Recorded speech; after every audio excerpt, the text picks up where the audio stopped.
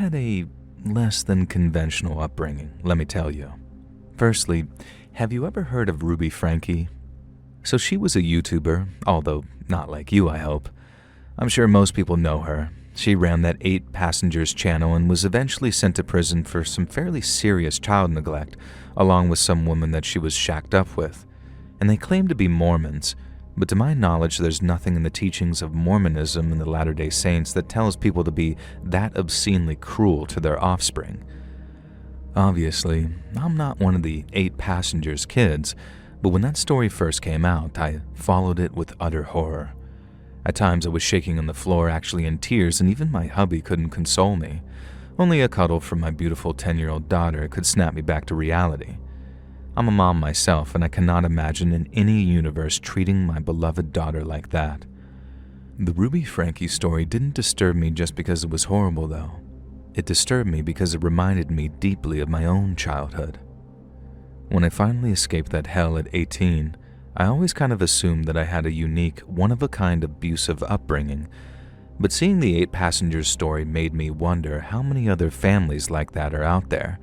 Families who, for whatever reason, become their own kind of cults. People don't realize that dangerous cults are far more than just weird hippies wearing robes and killing actresses, or moving to Guyana and drinking the Kool-Aid.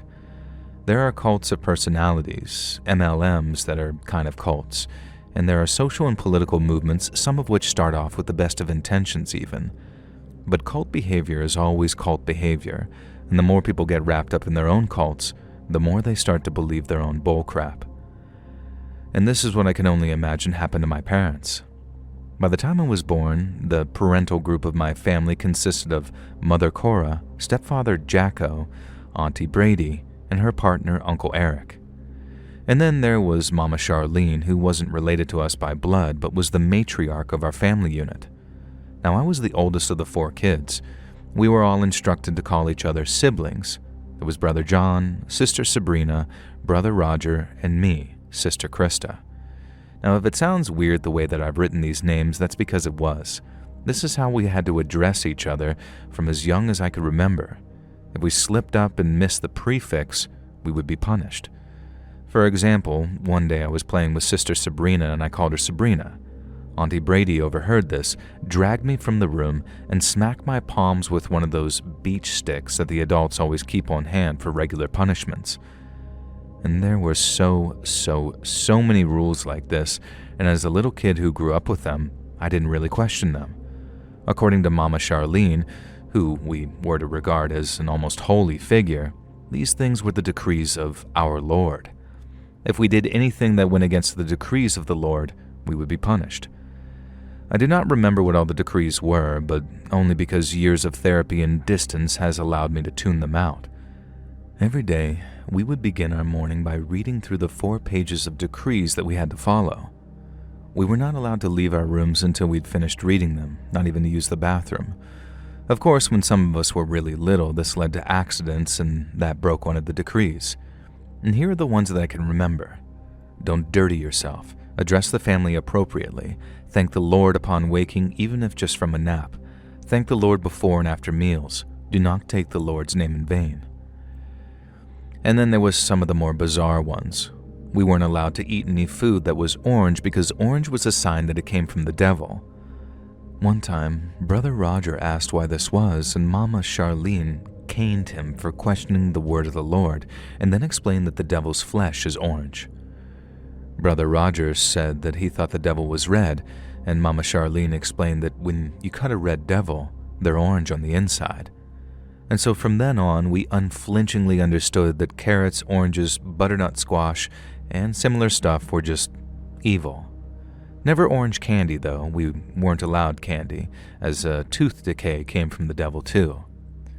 And fire was evil too, because that was orange, so we weren't allowed to just look at fire. The adults cooked, and us kids had to do things like peel the vegetables, butter the bread, and tend the vegetable garden. And we had the last task because the shed was in the garden. The shed was where we'd get sent if we misbehaved too badly. The longest I ever spent in the shed was 3 days.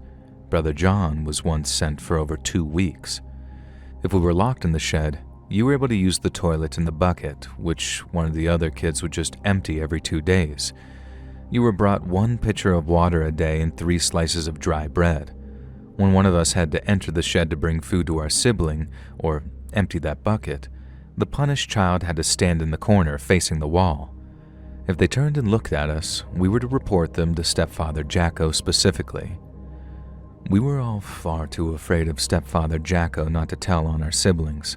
The strangest part about this is that I never once remember Stepfather Jacko actually punishing us. We were just for some reason incredibly afraid of him. It was just drummed into us from a very early age that we were not to feel love for our siblings.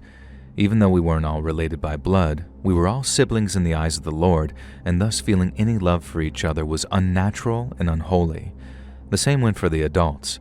They would remind us every day that they did not love us, and we should not love them in turn. The only person that we could love was the Lord. The one exception was on Mama Charlene's birthday. One day, we had to bow in front of her and tell her that for this one day only, our love was hers, and the reason for this was never really explained to us. Our house had various bookshelves, but we were never allowed to read them. All the spines had been covered up except for the Bibles. However, despite claims that we served and loved the Lord, we were never taught anything directly from the Bible. We knew nothing of Jesus, and in fact, I never even heard the name of the Son of God until I escaped that family. And we were taught to read, but we were taught from books that had been written by Mama Charlene in her very spidery handwriting. They were all books about the family, about Mother Cora, Stepfather Jacko, Auntie Brady, and Uncle Eric. Mama Charlene herself was never in the books. They were mostly tales of our family's adventures before the Lord burdened them with us children. The books referred to us as the albatrosses, a reference that I didn't get until many years later. Read the rhyme of the Ancient Mariner if it's not familiar. In the books, Mother Cora, Stepfather Jacko, Auntie Brady, and Uncle Eric had fun and wild adventures. They went exploring mountains, they visited these fairs, and they went fishing on lakes. They even solved mysteries. They had a pet and something that the books called a wuffalump. I'm not even joking. And I later found out that all but one of the books were just abridged versions of the famous 5 books rewritten by Mama Charlene to just peddle her insanity. And the book that used to scare me the most was the first book. Stepfather Jacko wasn't in that book, and instead there was a man called Daddy Cobbleton. Now, Daddy Cobbleton was a wicked man who tried to lead the others astray. He guided them into hell itself, where he peeled his skin to reveal the orange demon beneath. And there he did unspeakable things to Mother Cora, until Auntie Brady and Uncle Eric cast him into a fiery pit. At the end of the book, Mother Cora gave birth to me, Sister Krista, and the Lord sent Stepfather Jacko to the family. But then Daddy Cobbleton returned 3 more times, impregnating Mother Cora again and Auntie Brady twice, and each time they saw him off with weapons. And then Mama Charlene was sent by the Lord to protect us. And that's what the book said.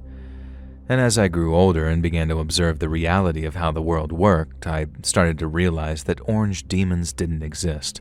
My siblings weren't hellspawn. The world that we lived in was very, very abnormal. Our house was very remote in the middle of nowhere, but occasionally we'd be visited by traveling salesmen, or families in cars would just drive past, and they just simply did not live like us. They wore fancy, wonderful clothes, not the basic sheets that we wore. The children had hair, not the shaved heads like we had. And none of us were allowed bedrooms. Up until I turned 18, the 4 siblings slept on mattresses in 4 corners of a room. Lines were drawn dividing the room into 4. If one of us entered into another sibling's quadrant after 8 p.m., we would be punished. And the punishment usually involved having our hands whipped or spending time in the shed. But there were other things too. Standing outside and having ice water tipped over us. Having to stand there while the other siblings yelled the meanest things they could think of at us. If a sibling wasn't mean enough, they would get punished instead.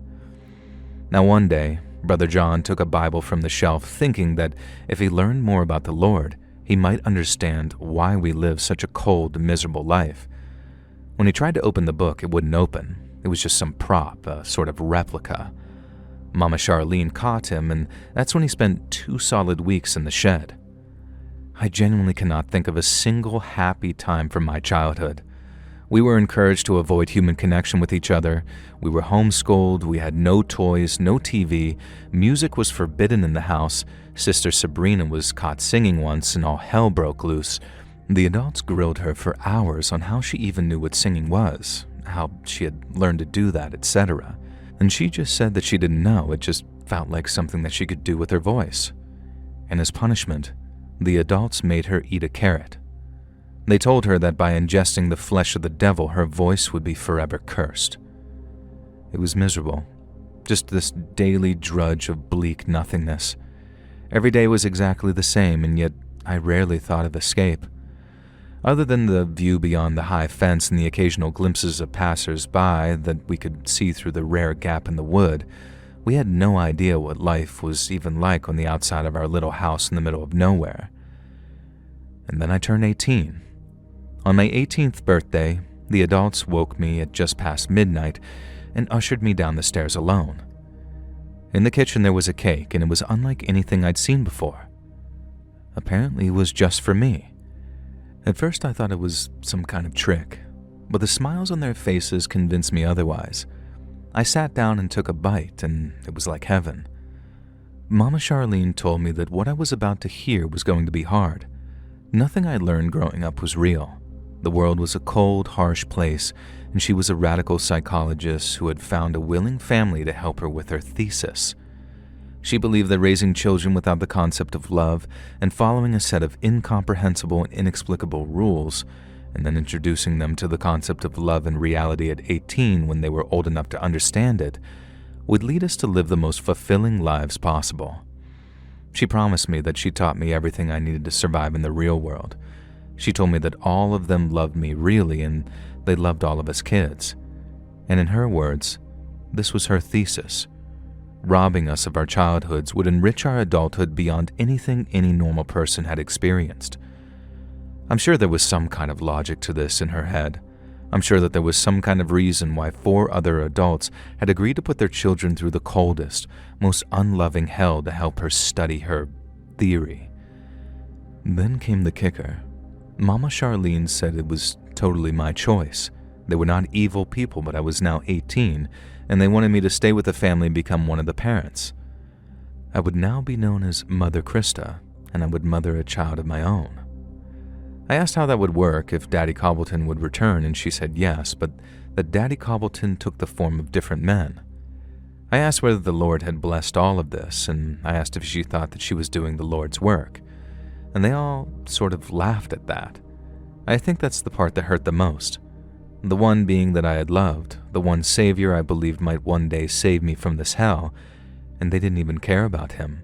They didn't even believe in him. I kept my calm. I said I needed some fresh air, and I walked out the back door. I sat on the ride-on mower that we used to keep the lawn trimmed, and I crashed that mother effer through the fence and just kept on driving. It was the first time that I'd honestly seen the outside world. At that point, I flagged down a car, and they just took me to the nearest town and to a police station, and I just talked to them about everything. I expected my siblings to be saved and my parents to be arrested. But do you know what happened? They got a warning and 6 months of regular visits from CPS. It was ruled that nothing that they had done actually constituted child abuse. Apparently, lying to your children about reality itself is not a crime worthy of having your kids taken away. One by one, my siblings turned of age, and they too left the cult that was Mama Charlene's family. We reconnected and started building our own lives. The first time we all got together and said "I love you" to each other, the tears did not stop flooding. And after I left, the family did start treating my siblings better. The presence of CPS kind of forced them into being a little more honest. By the time my youngest sibling, Roger, had left the family, he said it was almost tolerable. I've never spoken to any of the adults again, and I never want to. Maybe they weren't as bad as Ruby Frankie and her evil friend, but the psychological harm that they did to us with their made-up, lunatic cult is something I still feel today. And from what I understand, the 5 of the adults still live together. Roger couldn't quite bring himself to cut them off, and he visits them and gives me updates from time to time. Apparently, Mama Charlene is suffering from aseptic necrosis. One of the pills that she has to take for it, a sort of type of ibuprofen, is orange. And I wonder what the devil makes of that.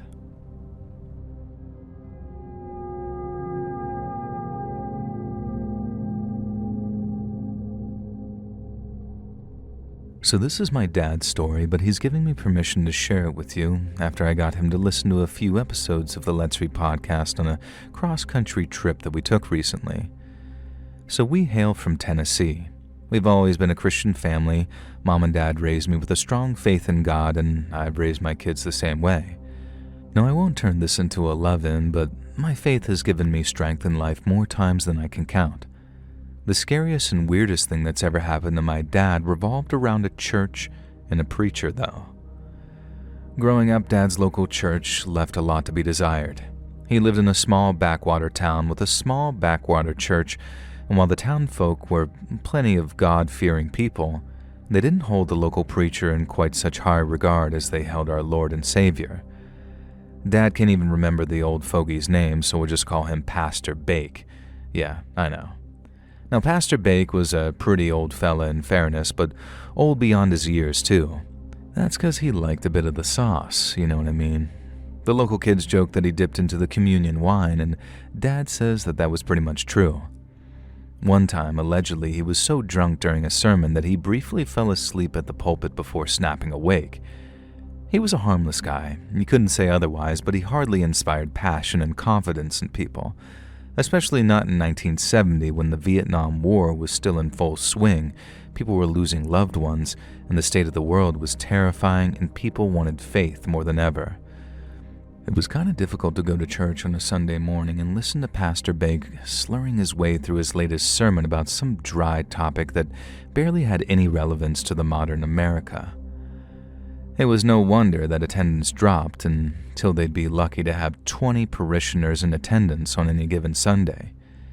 And then, the circus came to town. And I don't mean an actual circus, of course, although Dad does have some pretty cool tales to tell about a traveling circus that passed through one time. But no, this circus had a tent and a ringmaster, but there were no clowns or elephants in sight. It was one of those pop-up tent revival churches. It had a portable organ with a young and hip organ player, and it had a choir who would raise the proverbial roof. And most importantly, it had Pastor Trent. And if you've ever seen any movie or TV show that has a charismatic, larger-than-life pastor who throws himself around the stage, evangelizing the Word of God with enthusiastic abandon, then according to Dad, you've only seen half of what Pastor Trent had to offer. He was everything that Pastor Bake wasn't. Young, energetic, stylishly dressed, dripping with faith in the Lord, and most importantly, sober. The way Dad describes him, you'd almost picture Jesus himself. He had long hair that flew wildly as he gesticulated in his passionate sermons. He never claimed to be a faith healer, but he'd lay hands on the sick and elderly and they would swear that they felt better. Dad says that Mr. Rockford, whose hands had been crippled by arthritis, was able to reopen his store for another 3 years after Pastor Trent shook hands with him. Now, you might think Pastor Bake would have a problem with Trent setting up his tent revival in the nearby field, but even though attendance dropped to 4, including the organist, he seemed to appreciate the break, according to Grandpa's friend Steve, who still attended. Everyone else, though, was completely won over by Pastor Trent, and from the way Dad tells it, who could blame them? Now, bear in mind, Dad was a 16-year-old boy at this time, and even the most well-behaved Christian teen has other things on their mind than going to church all the time. But at least the way he remembers it, Dad would actively get excited about going to the tent revival each week. And then, one Sunday, something weird happened. Pastor Trent was doing his usual energetic routine, talking about how God loves us, how he's watching over the soldiers overseas and his soldiers in our country. And then Trent gets very quiet. Just full silence falls over the tent. Dad swears blind on his life that it felt like the heat in that place started creeping up and up and up. I mean, sure, it was summer, and they were in this big canvas tent and it was standing room only, but it had never been that unbearably hot before. You could see people starting to sweat. Old Mrs. Crabjoy even wobbled against her son-in-law and looked like she might actually faint. Pastor Trent froze at the front.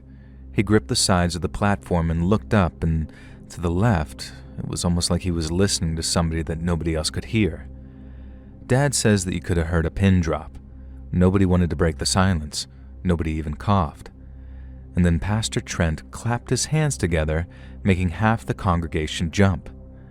He started to say something and then stopped, like the words caught in his esophagus.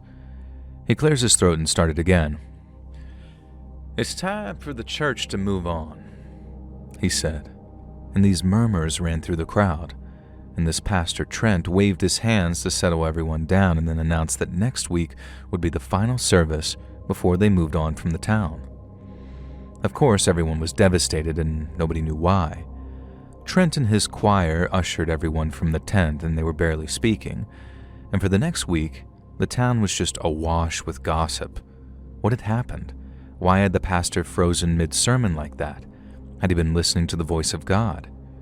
Now remember, this was 1970, so there were no Bluetooth earpieces or anything like that. Everyone was poised for the final service next Sunday. Maybe there would be answers. In the meantime, Pastor Bake was on a decline. On the Wednesday, he was found stumbling around the town square at night, 3 sheets to the wind, rambling about how the devil was here to take us all away from him. And the sheriff had to lock the poor old guy up in some drunk tank and try to get some sense out of him. And now the sheriff was Grandpa's old pal, so Dad, hearing this from Grandpa secondhand, apparently the sheriff flat out asked Bake if he was talking about Pastor Trent, if Trent was the devil come to take us away. Pastor Bake said no, it wasn't Trent. Trent was a man of God.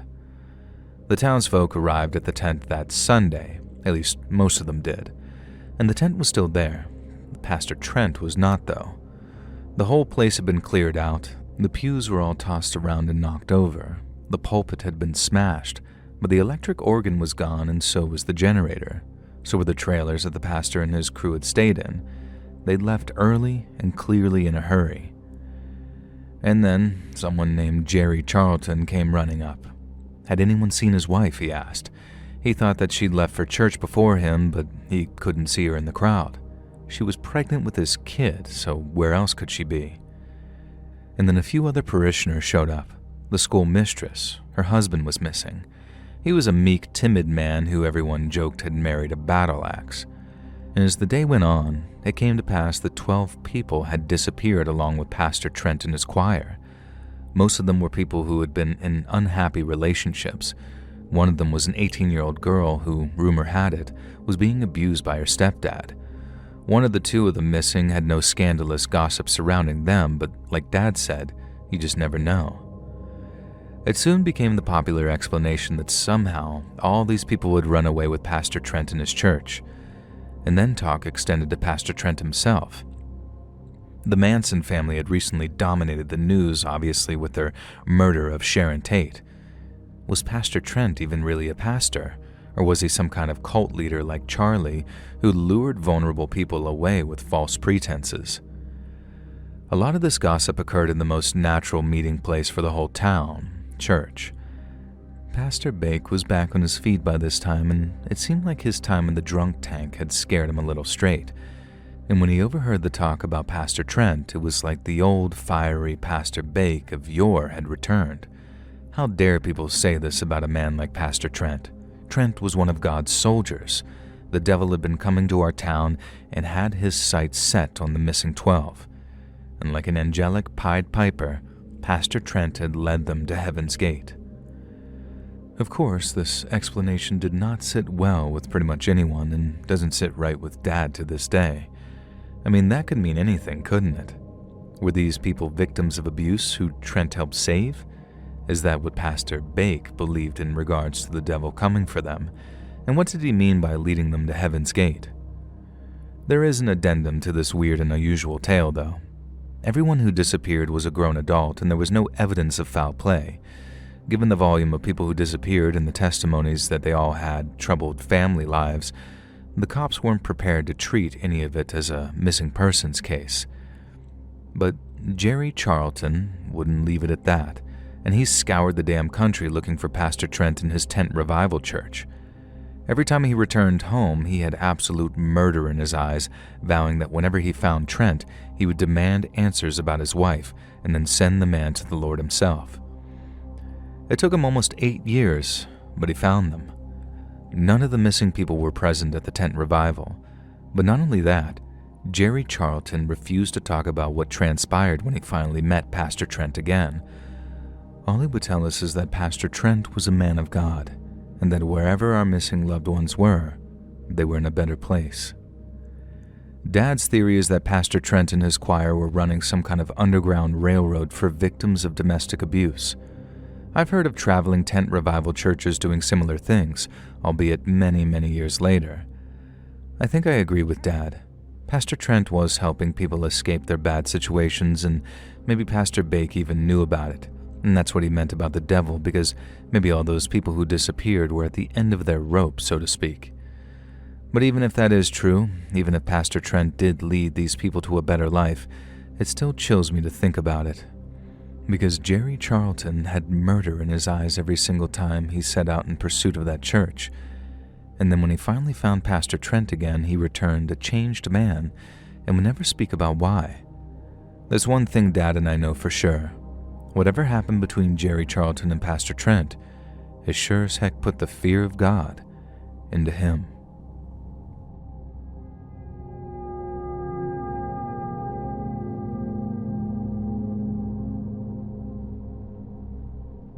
So the absolute weirdest crap happened to my grandpa a few years ago.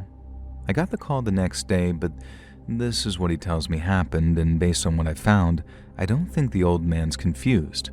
He's a bit of a vulnerable old lad, but he's still in possession of his senses. Now, it was late at night, and there was a knock at his door.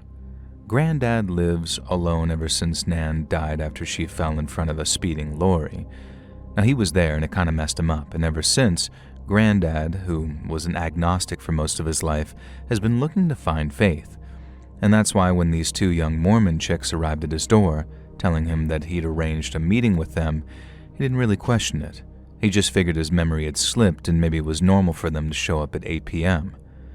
Now, this was before the movie Heretic had come out, and trust me, this isn't similar to that plot at all, I promise. Granddad didn't try and lock these chicks in his house or anything. Instead, he made them a nice cup of herbal tea and they sat down and chatted for a while.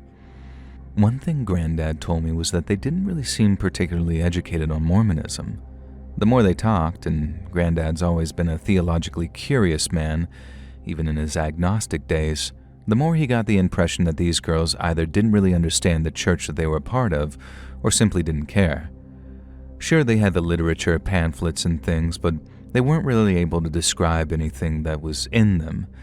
They simply suggested that they leave the reading material with Granddad and he could make up his own mind. Now, I've dealt with Mormons before. One of my best friends, Chris, is a Mormon, and I know firsthand that Mormons can be very passionate about their church and their beliefs, especially the ones that go door to door trying to convert people. Granddad knew this too, and despite his age and the fact that he was slowing down, this started to ring alarm bells for him. The girls were called Emily and Bella, I guess, and Bella started asking Granddad about Nan and what had happened to her. And of course, being an old fella who's prone to trips down memory lane, this led him to talk at length about his wonderful, beautiful wife Evelyn and the tragedy that took her from us. At the beginning of his story, Emily excused herself to use the bathroom. Granddad got into it, sharing tales of him and Nan, talking Bella's ear off, and eventually the grandfather clock chimed at 9:30 p.m., and Granddad realized that Emily had been in the bathroom for almost half an hour. He paused his storytelling and asked Bella if her friend was okay. Bella waved it away and said it was normal. Emily usually spent a while in the bathroom and not to be concerned.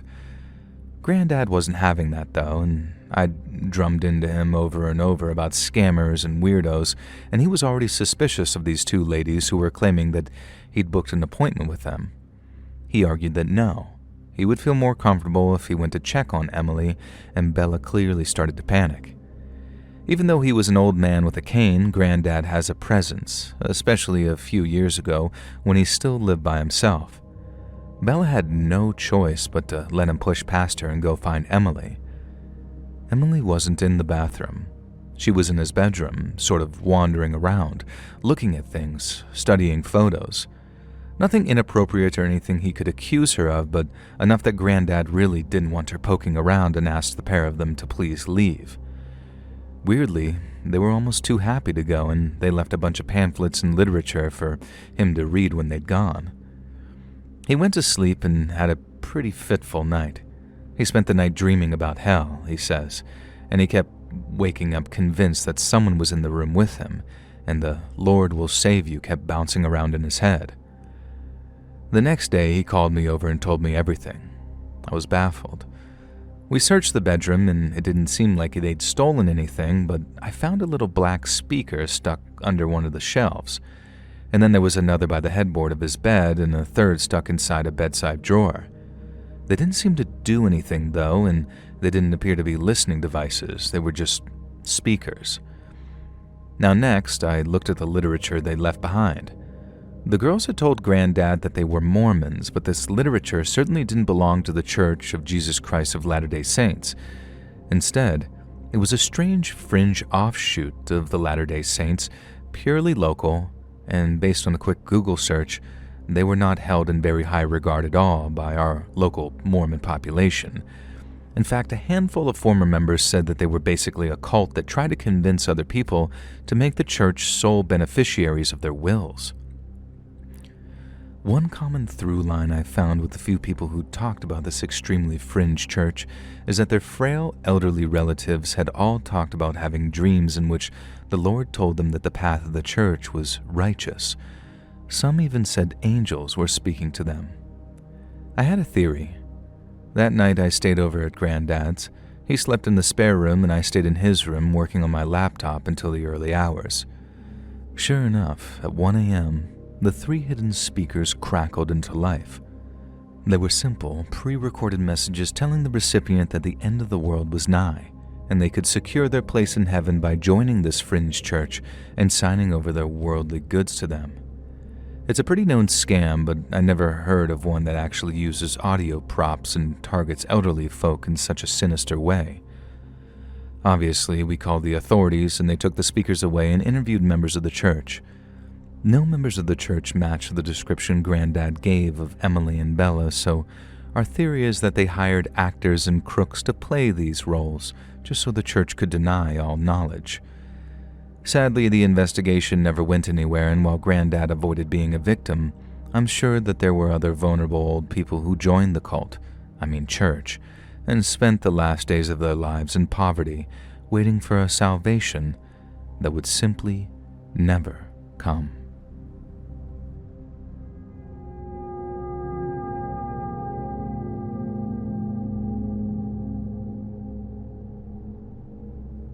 So I've been a listener for a couple of years, and it was my kids who got me into you. They know that I'm a big true crime and weirdness buff and sent me one of your Appalachian videos. And from that day, I was hooked. My girls keep harassing me to send you a story of my own, and I was always thinking, well, I never got stalked along the Appalachian Trail or kidnapped from a Walmart car parking lot or flying kicked by a homeless bum, so what can I share? And then they said, well, Mom, weren't you in a literal freaking cult in school? And hey, I guess I was. Maybe it's not as glamorous as that makes it sound, but I did go through an absolutely crazy, terrifying, unusual incident when I was at boarding school. So, I wasn't the best kid. My parents didn't really know what to do with me. I got into buttloads of trouble in middle school, and then the first year of high school was absolutely hellish. And looking back, I was incredibly grateful to my parents that they didn't just ship me off to some kind of military camp or allow me to end up in juvenile hall. Now, I don't want to go into the bullcrap that I got up to, but it wasn't anything you'd hate me for. I was just a little bratty who wanted to rebel against all the things teenage girls are supposed to be, so being rebellious, I was. And the compromise was to send me off to boarding school for 1 year, and obviously I hated it. I was expecting my peers to be a bunch of loser nerds who studied hard, played little, and made me look bad. Well, damn, I could not have been more wrong. On my first day at St. Jimmy's, not the real name, just a little Green Day reference for you, I soon realized that I was a very small fish in a pond full of piranhas. Now these kids, they knew how to be troublemakers, and I was honestly humbled. Any sensible kid would have kept their head down or maybe begged their parents to come pick them up, crying that they'll be good, I promise, just don't make me stay here with these lunatics. Me? No. I wanted to impress these guys. And when Laura, a absolute terror in my class, threw a chair and broke the window, I didn't want to avoid her. I wanted to be her friend. And when Brianna smuggled a townie boy into our dorm and, well, pretty much effed him, I didn't want to turn a blind eye to that. I wanted to help her cover it up. And when Chantel wanted to slash the tires of our math teacher's car for giving her a deserved bad grade, I wanted to make sure that she actually got away with it. I was desperate to please these girls and desperate to be their friends, and they barely even noticed me. Only one of them did, my only real friend at the time, Noelle. One day I confessed to her that the others were almost like a cult. I said that there was something about them that just commanded loyalty and admiration, and it reminded me of all the cult things that I'd read about. I've been kind of obsessed with it, in fact. Noelle looked at me very funny and said, "You know why that is, yeah?" And I didn't, so I asked her. And that's when she told me. They were a cult, and they even worshipped a certain god older than time that she daren't name even. And if I promised not to tell anyone about it, anyone at all, she'd get me into their next meeting. Now, I didn't believe in ancient gods and all that kind of stuff, of course, but I did believe in the power of human persuasion and hysteria, and even as a teen I was fascinated by it. I was fascinated by the way people manipulate others and the concept of sociopathy and narcissism and peer pressure. I was also the biggest stan of The Craft, a movie that my parents swore was the reason that I'd gone all wayward. Now, it wasn't, but I did still love it. So how could I turn down the opportunity to join these girls and try to get an insight into what could be the very beginning of an honest-to-God cult? So I nervously followed Noelle out of our dorm in the middle of the night and avoided the night monitor. And then we snuck barefoot across the grass to the old caretaker shed, which somehow Laura had the key for. I stepped inside to this sort of mix of incense, candle wax, and underneath all that, the obvious smell of weed. The other three girls were handing out a joint, giggling, and they were sitting around a book that sat open in the center of the shed with 2 spaces for me and Noelle. Now, long story short, the girls told me that they were acolytes of a demonic presence called Anti-God, and they called themselves the Sisters of Sleep. Now, if this sounds familiar to you already, bear with me because, yeah, the thing you're thinking of is exactly where they got it from. I hope it's not a spoiler at this point to reveal that it wasn't really an apocalypse cult, and we weren't really serving any type of anti-god. Noelle and I sat around the circle, and they rambled on about the Sisters of Sleep and how we had to do what anti-god commanded us to. The first task was that I had to cut my hand and drip my blood onto the sacred text that lay in front of us. They said the book took different forms of whoever looked at it, and the book that we saw before us would shape our future. Now for me, it was a copy of Jane Eyre, and now to this day I've never read Jane Eyre, and so I actually cut my hand and bled onto what I'm sure was the school library book of this Jane Eyre, and then Chantel made a big display of throwing her head back and rolling her eyes back into her head. The anti-god was speaking through her and telling her the task that he had for us next. Noelle leaned in and whispered that this was totally normal. Now, of course, I wasn't a complete moron, so I wasn't buying any of this. I knew it was some display the girls were putting on, some kind of play acting. But here's the important thing. They were including me. These cool, edgy, outcast, badass bitches were bringing me into their inner circle. And let me tell you, acceptance and trust is more powerful than any demonic ritual or cursed copy of a Charlotte Bronte novel. The diabolical act that the anti-god wanted the Sisters of Sleep to do next was to key the principal, Dr. Lanahan's car. I wasn't at all surprised when, speaking through Chantel, anti-god decreed that I, the new girl, should be the one to do it. The others wanted to test my loyalty to their group, of course, and hell, I'd done worse things than key the principal's car in my time. What was the worst that could happen? I'd get kicked out of a school that I didn't want to attend anyway? But I didn't get kicked out. I keyed her car that night, accompanied by Noelle, who kept watch, and she told me to write "The Sleeper Awakens" on the door. And I got as far as the sleep before we saw a flashlight beam in the distance and realized that we had to run before the security guard found us. And then the next night, back at the hut, speaking through Laura this time, it decreed that the sleep would be enough, as it showed my devotion to the cause. The next task we had to perform in honor of our ancient god was to graffiti the first-floor bathrooms, and this was our friend Brianna's job. This felt a lot less high stakes than what I'd been asked to do, but again, I was very aware that this was all play acting and they were just testing me. Now, Brianna was told to write "Send me home, bitches" on the bathroom wall, and I thought nothing of this at the time. A bunch of other incidents happened after that: vandalism, theft, pouring soap into the fountain, just a bunch of really, essentially silly pranks. The most dangerous or risky ones always seemed to fall on me, though, as the new girl. And the last prank before everything went to crap was Chantel drawing a wiener on the English class blackboard. We had another meeting a few days later after that. Now this time, Noelle channeled Anti-God. Once again, it was me who was chosen to perform the duty. Now, according to Anti-God, I still had to make up for only writing part of the message on Dr. Lanahan's car way back. Now, I should note here that Lanahan had been absolutely fuming about the vandalism. Called a special assembly and everything, and if the culprit was found, there would be absolute hell to pay. Now, via Noelle, Anti-God told me that I had to blow up one of the chemistry labs.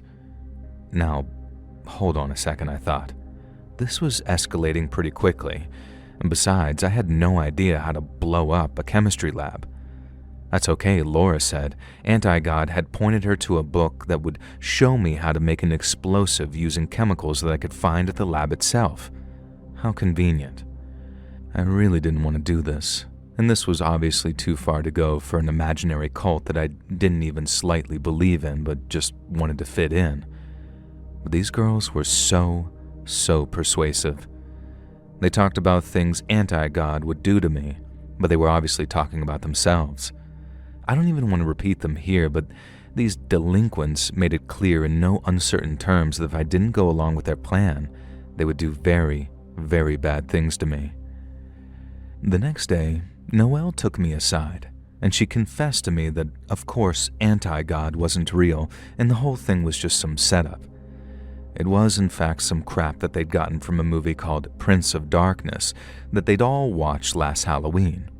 I still never watched that movie either. It's still on the pile along with Jane Eyre and one other thing that you'll find out later. Now, I told her I knew, but that I really wanted to be friends with these girls. Noelle told me that's how it all started with her, too, and how she was essentially trapped, she felt. If she didn't do what they said, they had blackmail material on her that would not only ruin her, but shame her parents and possibly even land her in jail. Now, we talked for hours that night, and with Noelle's guidance, decided that the only real course of action was to set the explosion in the chem lab.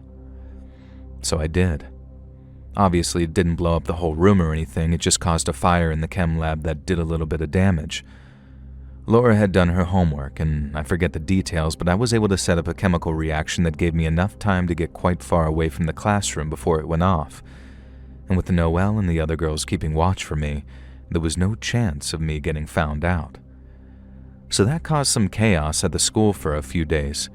Everyone was focused on who'd blown up the chem lab, why anyone would do this, etc. So focused, in fact, that security was pretty lax when the other girls, without my knowledge, broke into the principal's office. They showed me their spoils at their next meeting. They'd stolen all of their permanent records, and this was their master plan: cause chaos at the school, then steal our own files so any past indiscretions would be wiped from the history. This was the late 90s, so it was before most things were digitized, I guess. Now, nevertheless, I pointed out that this really didn't make any sense. People had memories. Chances are those records were just the principal's own copies, too. Now, I tried to be as nice as possible. I was trying to help. I didn't want to undermine their plan. But wow, these girls did not like being contradicted. Who was I to disagree with their master plan of the anti-god? Was I some kind of heretic? And this led to just some absolute fight where I told them that I knew that the anti-god was just some BS from a movie and the whole thing was just some big joke. Now, they didn't deny this. In fact, they just laughed at me. They told me I was the one who didn't understand. Of course, there was no anti-god, no blood rituals, nothing like that. They knew Noelle had told me everything because they'd known all along that I never believed it. And that was why it was so funny to them. Because I still did all those things. They held so much power over me that they'd managed to create a cult through literal willpower and peer pressure alone. And then Noelle stepped forward. She held some book out that she'd gotten out of the library, Cults in Our Midst by Margaret Singer. And this is the third thing on the pile of things that I've never engaged with, but with this one, it's simply because the idea of reading about it would just be too scary, even now. Noelle then goes into a speech about how she'd read the book, and how she and Laura had to make a bet that people weren't that easily influenced and couldn't be so easily bullied into self-destructive behavior that went against their best interests just to fit into a cult-like group. Noelle had been the one to insist they could. This whole cruel experiment had been Noelle's. The one person that I thought was actually my friend, the one person at that damn school that I trusted. The whole time I was just her plaything to prove that some human beings are weak and mindless enough to be influenced into cult-like behavior for literally nothing other than boredom. And I was chilled to my core. What was their end goal? They'd pointlessly stolen their own permanent records for what reason? And I found out the next day. The principal and some members of staff were waiting for me. They were holding a bunch of folders, all of which they'd found tucked under my mattress after some anonymous tip. There was also a note in my handwriting addressing my friends, saying something about how I'd stolen their permanent records for them and hoped that they'd be grateful. Their idiotic plan wasn't so idiotic after all, I guess. They'd framed me, and now I was getting kicked out of school all because these weirdos wanted to prove that they could convince the new girl that cults were real. And I guess when I didn't fall for the anti-god crap, they just modified their approach and decided that bullying and peer pressure was close enough to cult-like behavior. And when you think about it, I guess it kinda is. I got kicked out of that school and began the most depressing, bleak period of my life. My parents didn't believe me, of course. They just saw me as the ungrateful brat who'd thrown away my one chance. Thankfully, I was able to enroll in one of the local high schools I hadn't been expelled from. And there, I actually worked my ass off, graduated, and then went to college and eventually did my master's. And no, it didn't have anything to do with cults or criminal psychology. I never want to see another damn wannabe edgy cultist for as long as I live.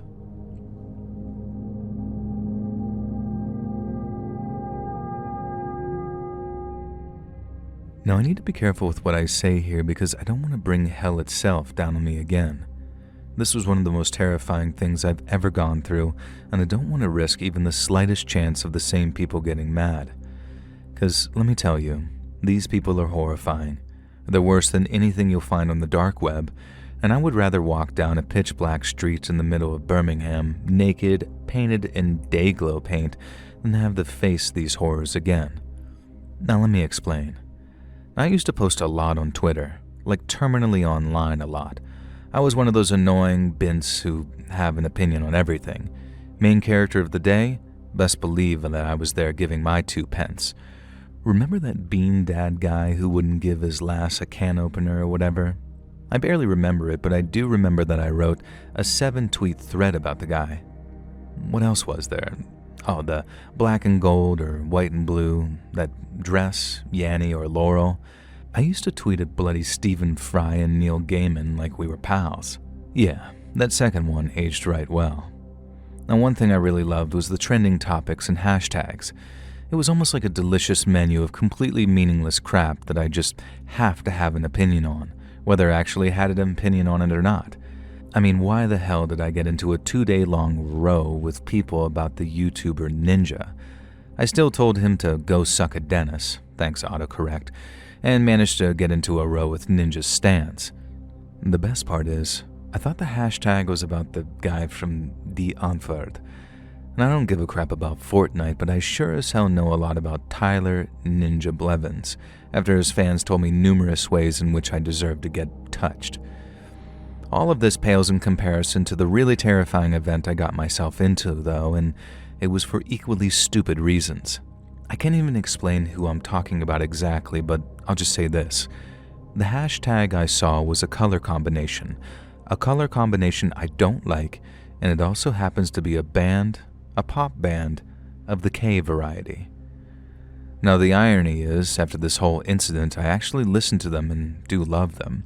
I also really love that song by Rose about meeting her at the Apatapate. Hopefully this is now clear enough without me quite saying any keywords that'll get me flagged up on Reddit, or if I'm especially lucky, if you include this in a video. So anyways, what I saw was the hashtag of the band name, and I thought that it meant the color combination, so I posted hashtag band name effing sucks. Then I logged off, thought nothing of it, and went and had dinner with my boyfriend.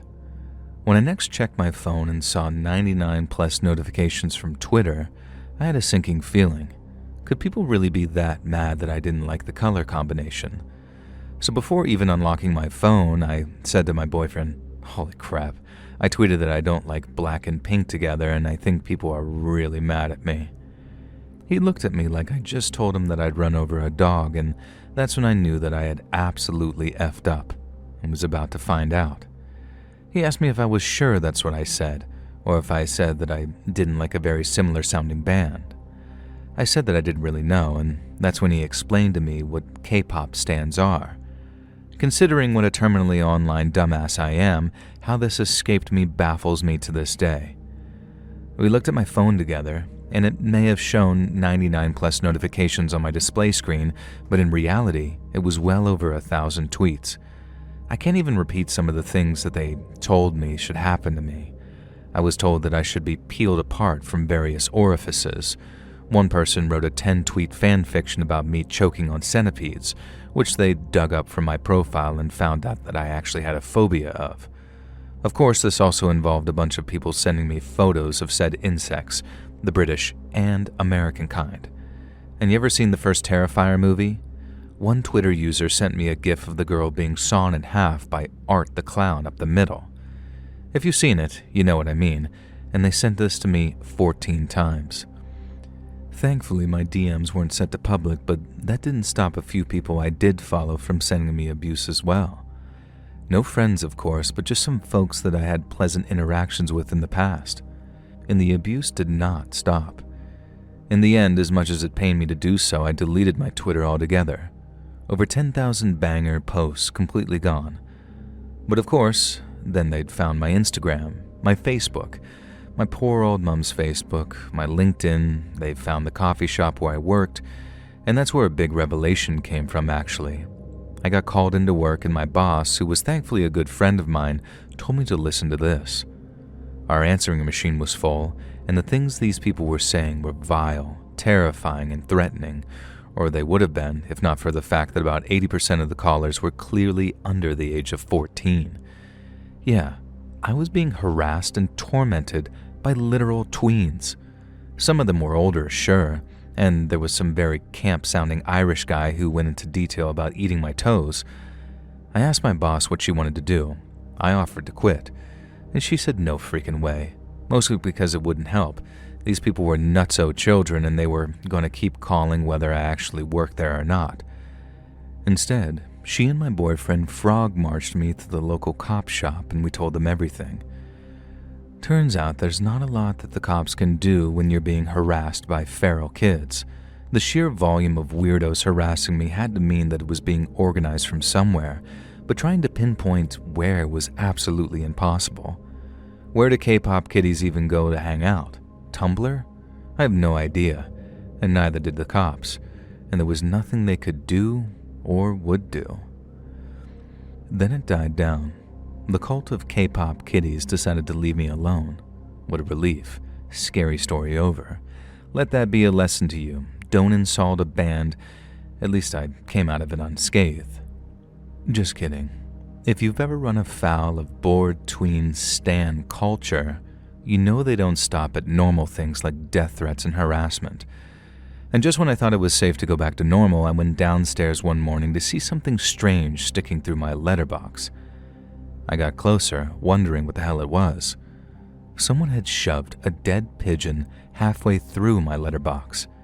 It had gotten stuck, but not before, well, the viscera had squished out of its beak. And judging from the state of decomposition, I'm pretty sure that the pigeon had been dead for a while, so at least I don't have its death on my conscience. I tried to convince myself that it was just some coincidence. Some other random lunatic had shoved a dead pigeon through my door. But no, of course not. When I extricated the cadaver from its resting place, I found a black and pink ribbon tied around its neck. There was no question, and surely this wasn't some little kid. Of course, we told the cops, who dusted for fingerprints and all that kind of stuff. I don't know if they actually dusted the letterbox or the dead pigeon or what, but unsurprisingly, they found nothing. And that same day, my boyfriend got a Ring doorbell, and I guess that scared them off because nothing else happened at our home. Unfortunately, this wasn't the end, though. One day, I was on the other side of town picking up some supplies from the coffee shop that I worked at as an assistant manager. I'd parked down a side street and gone in to see our supplier, who hooked us up with a particular brand of imported coffee that no one else in town had. And as such, we had a kind of friendly relationship, so I hung out with the guys for half an hour, telling them about the weird crap that I'd been experiencing. When I emerged from the back of their warehouse in this absolutely nowhere side street that nobody ever went down, my car had been spray painted. Now I'm sure you can guess the two colors that adorned my little Honda Accord. "The cult remembers," is what it said on the windscreen. I called the cops again, and holy heck, not only was there a security camera in the alley, but it was working too. This time, the K-pop cult member wasn't some tween girl, but was in fact an adult man. I never saw him myself, and the cops handled it all because there was no need for me to be involved. He made no attempt to hide his face, probably because he had no idea that there was a security camera watching him. And I can only imagine how the officers reacted watching a grown man who I'm told was in his early 40s leaping around my car and spray painting pink and black graffiti all over it. Was he dressed in band merch? I wish I knew. It made me think, if lunatic fans like this can behave this terrifyingly towards me, what must it be like for the artists themselves? Imagine being Taylor Swift, for example, knowing that a muscly, bearded guy is out there threatening to kill people if they do you wrong. What would it take for his ire to be directed at his idol? Now, I wish the story had stopped there, but there was one more twist in this tale. A few months had passed, and it seemed like everything had died down. Life had gone back to normal. We were out at a bar together, and I went off to use the ladies' room. When I came back, a strange woman had sat next to my boyfriend at the bar. I watched from a distance, and I'm ashamed to say it, but I'm a little bit of a jealous person, and in fairness, in the past he's given me a reason to be jealous. So without thinking anything more of it than my boyfriend being hit on by a random woman, I just watched. She was all over him, touching his arm, laughing at his jokes, leaning in to whisper in his ear. And the asshole was eating it up like the chump he was. I watched, looking around the corner of the corridor leading to the loos as this woman reached down and began fondling my boyfriend. He didn't resist. He let her take a sip of his drink even, and then she leaned in and licked his frickin' ear. I just crept closer, and that's when I heard her say the thing. She said, "How you like that?" And it didn't hit me at first. Despite being a victim of stans, I didn't really pay attention to their music. But then the woman, kissing my boyfriend on the side of the mouth, reached into her purse and pulled out a little card. A two-tone card. You guessed it, black and pink. She tossed it down in front of him and walked away, but not before tipping me a little wink. So the cult of the band's stans had finally gotten their ultimate revenge. One of their nutjob fans had seduced my boyfriend right in front of me, and this sweetie little asshole had been enough of a horny freak to fall for it. The message was very clear and succinct. You play with fire, you're gonna get burned. But consider this. This cult ranged from middle-aged men to attractive 20-something women to angry tweens, all of whom wanted to actively ruin my life because they thought I'd been insulting their favorite band. And if you remember, I wasn't even talking about the damn band, I was talking about the color combination. People be cray-cray, let's read, I swear to God. I don't use social media anymore because you hear about terrifying cults like the Anthill Gang or Jonestown, but the cult of celebrity, the Taylor Swift stans or the K-pop girlies or hell, I don't know, maybe even Bowling for Soup diehards, they're all lunatics. People can find anything to worship, and people can find anything to use as an excuse to go absolutely frothing crazy. Hey friends, thanks for listening. Click that notification bell to be alerted of all future narrations. I release new videos every Monday and Thursday at 9 p.m. And there are super fun live streams every Sunday and Wednesday nights. If you got a story, be sure to submit them over at my email at what the fuck am I doing? And there are super fun live streams on Sundays and Wednesday nights. If you got a story, be sure to submit them over at my email at letsreadsubmissions@gmail.com and maybe even hear your story featured on the next video. And if you want to support me even more, grab early access to all future narrations and bonus content over on Patreon, or click that big join button to hear about the extra perks for members of the channel. And check out the Let's Read podcast where you can hear all of these stories in big compilations located anywhere you listen to podcasts. I also have a true crime channel called Saturn Soul. It's kicking butt, and I think you should check it out. All links in the description below. Thanks much, friends. And remember, the earth isn't flat. It jiggles.